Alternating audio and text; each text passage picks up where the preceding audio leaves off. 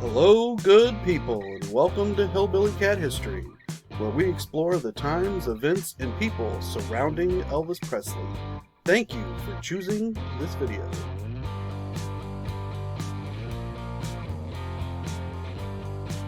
Elvis Presley and the Jewish Family Upstairs, a forgotten story of gratitude.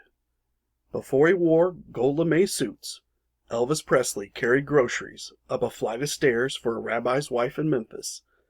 This is the story of the cufflinks she gave him and why he kept them for the rest of his life. 11 years after Elvis passed away, his double first cousin, Patsy Presley, sat at her kitchen table with a pen and a few sheets of Vernon Presley's remaining TCB letterhead stationery as she stared at a small jewelry box, collecting her thoughts about what the contents of the box meant to her famous cousin. Patsy wrote, "This small but very significant jewelry box sat alongside several larger ones that Elvis had on his dressing room table. Although it might have gone unnoticed by most, this little treasure chest held some things that were much more valuable, for it was brimming over with small treasures of yesterday's memories gone by, memories that only Elvis would hold dear." Inside the box was a pair of sterling silver black onyx cufflinks. These were not expensive cufflinks, but they meant something special to Elvis. In April 1953, Elvis and his parents, Vernon and Gladys Presley, moved into a two-story house at 462 Alabama Avenue, Memphis, Tennessee. Elvis and his family rented the first floor of the house for $50 a month, $575 in 2025, from Mrs. Dubrovner, the wife of a kosher butcher. Across the street from their new home was the Lauderdale Courts complex, where the family was evicted in January 1953 for earning too much money to qualify for the subsidized rent. They moved from a small apartment at 698 Safran Street, where they had lived during February and March 1953. The second floor of 462 Alabama Avenue was rented by Rabbi Alfred Fruchter, his wife Jeanette, son David, and daughter Debbie, a Jewish family with a third child on the way. Gladys and Jeanette quickly became friends, often sharing coffee and their thoughts together in the afternoon. Gladys was working as a nurse and shared her experiences. Several years later, memories of their daily talks inspired Jeanette to earn a nursing degree. At age 18, Elvis was a kind and thoughtful young man who greatly respected the rabbi and his wife living upstairs. When Jeanette returned to the house after shopping for groceries, Elvis ran outside to relieve her burden of bags and carried them upstairs himself. When the rabbi asked Elvis for help, he accepted the opportunity to assist the Fruchters on Saturdays, the Sabbath, when Orthodox Jews were not allowed to turn on electric lights, stemming from a historical restriction about lighting fires. Elvis acted as their Shabbos goy, meaning he was a Gentile who was typically paid to perform these religiously forbidden Sabbath acts for Orthodox Jews. As a good neighbor and a friend, Elvis refused payment, happy to help in consideration of the many small but extremely meaningful ways in which the Fruchters helped the Presleys. For instance, the Fruchters had a telephone, but the Presleys did not. Alfred and Jeanette allowed the Presleys to use their phone for incoming and outgoing calls. The Fruchters sometimes helped the Presleys with financial matters, such as the water and electric bills. Elvis borrowed small sums of money from Rabbi Fruchter, a kindness Elvis recalled years later when describing Alfred to the Memphis Mafia. The two families shared Sabbath dinner one Friday each month, enjoying Jeanette's kosher cooking upstairs. Elvis developed a taste for Jewish food, especially challah bread, which he loved to use for peanut butter and banana sandwiches. In early June 1953, Elvis graduated high school, a significant achievement in his young life. Jeanette anticipated his success by saving small amounts of her grocery funds for a special graduation gift. The observant housewife had noticed Elvis enjoyed dressing in attractive clothes, especially when he left the house on Sundays to attend church. She gifted to him a wardrobe accessory he had never owned before, a pair of black onyx cufflinks set in gold with a matching tie pin, which she purchased brand new for $2 or $24 in 2025. When Jeanette brought baby Harold, the Fruchter's third child, home from the hospital in July 1953, Elvis rushed outside and asked, "Mrs. Fruchter, may I have the honor of carrying your newborn upstairs?" Elvis was the first person to carry Harold into 462 Alabama Avenue and up the stairs to the second floor, where Elvis spent many happy times eating good food and enjoying the company of truly good people, the kind of people Elvis would seek out for the rest of his life.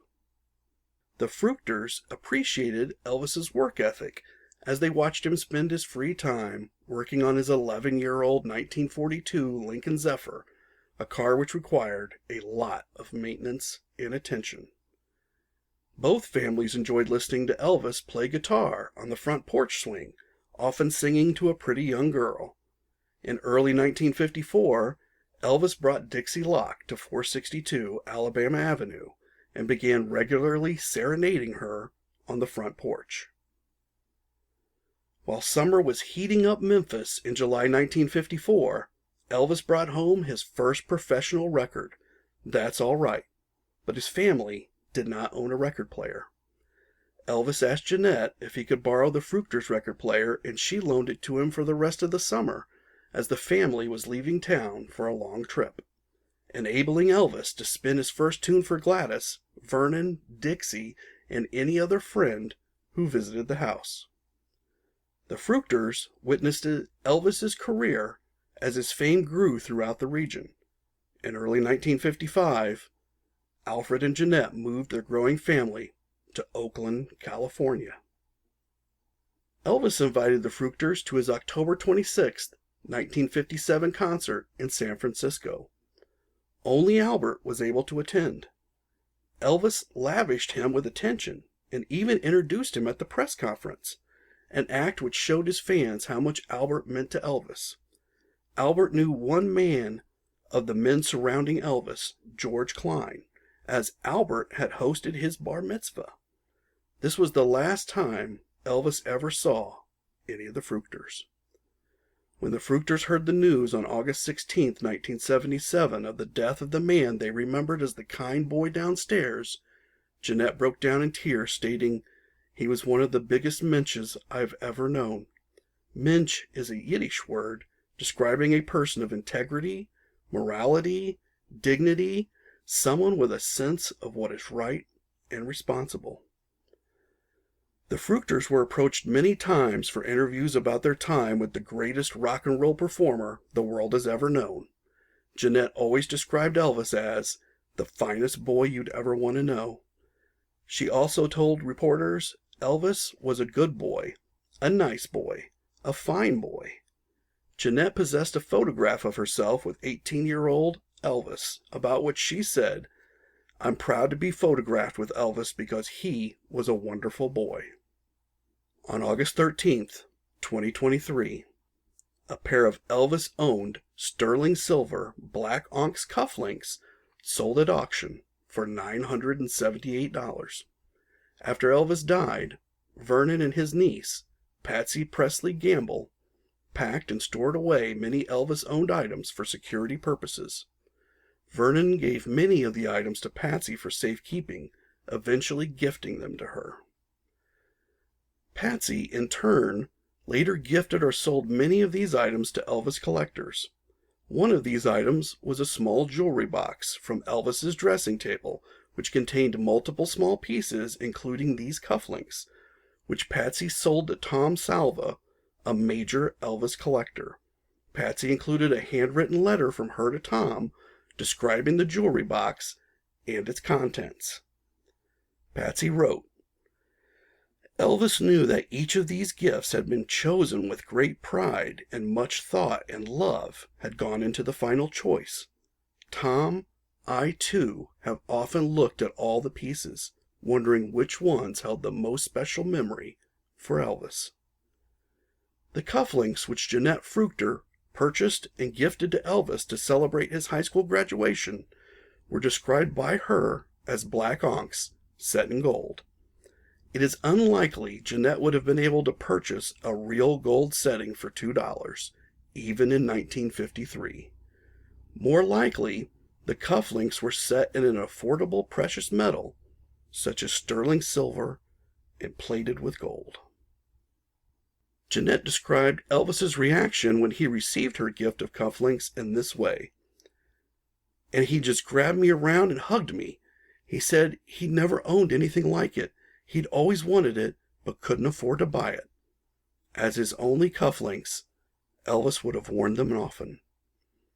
In the pictures of the cufflinks sold at auction, the jewelry was stamped sterling for sterling silver. The cufflinks were well worn, and the gold plating had rubbed through in many areas. By the end of 1955, Elvis was able to afford nearly any piece of jewelry which caught his eye, and had no need to wear anything less than real gold. Is it possible the auction pair of cufflinks are the very cufflinks Jeanette so thoughtfully bought for her downstairs neighbor, who she was proud to see graduate high school? We will probably never know for sure, but what we can be sure of is that Elvis treasured knowing Albert and Jeanette and never forgot when his neighbors were his friends. If you enjoyed this exploration of Elvis as a teenager, please like, share, and subscribe.